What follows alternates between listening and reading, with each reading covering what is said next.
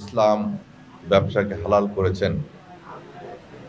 আমরা যদি সঠিকভাবে অগ্রসর হই ইসলামিক আইন কানুন মেনে, ইনশাল্লাহ আল্লাহ আমাদের উন্নয়নের সিঁড়িতে নিয়ে যাবেন। এই পৃথিবীর মালিক যিনি, প্রতিপালক, আমাদের রব, ওনাকে খুশি করতে পারলেই সব কিছু পাওয়া যায়, এটা আমি ব্যক্তিগতভাবে বিশ্বাস করি।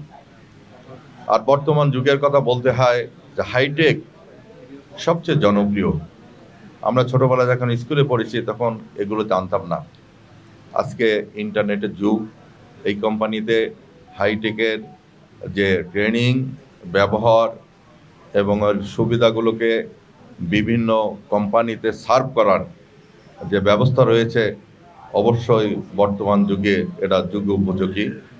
এবং আমি বিশ্বাস করি ইনশাল্লাহ এই কোম্পানি একদিন ঢাকা শহরের নামি দামি কোম্পানির পাশাপাশি উচ্চারিত হবে এই প্রাইমটেক গ্রুপের নাম। এটাই আল্লাহর কাছে নিবেদন জানাই।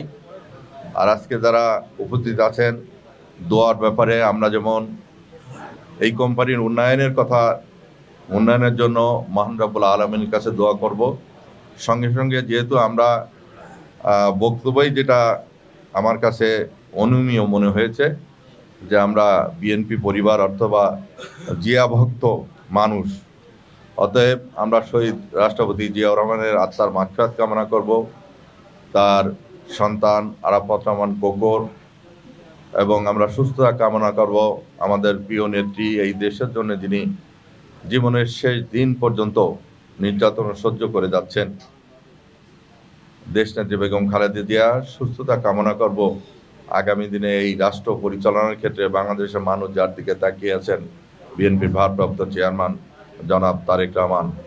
এবং আমার নিবেদন, আমার এই ছোট ভাই খুলনা জেলা বিএনপির সদস্য সচিব, এখানে অনেকেরই পরিচিত আবু হোসেন বাবু, আল্লাহ মেহেরবানিতে সে অনেক সুস্থ হয়েছেন। হয়তো 30 তারিখের মধ্যে বাংলাদেশের মাটিতে উনি পাড়া দিবেন। তার জন্য দোয়ার জন্য আমি নিবেদন জানাবো আপনাদের কাছে। আগামীতে আমরা একসঙ্গে চলবো, ঐক্যবদ্ধভাবে চলবো।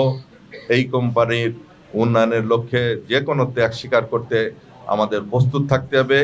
এই প্রত্যাশা ব্যক্ত করে সকলকে ধন্যবাদ জানিয়ে বক্তব্য শেষ করছি। আল্লাহ হাফেজ।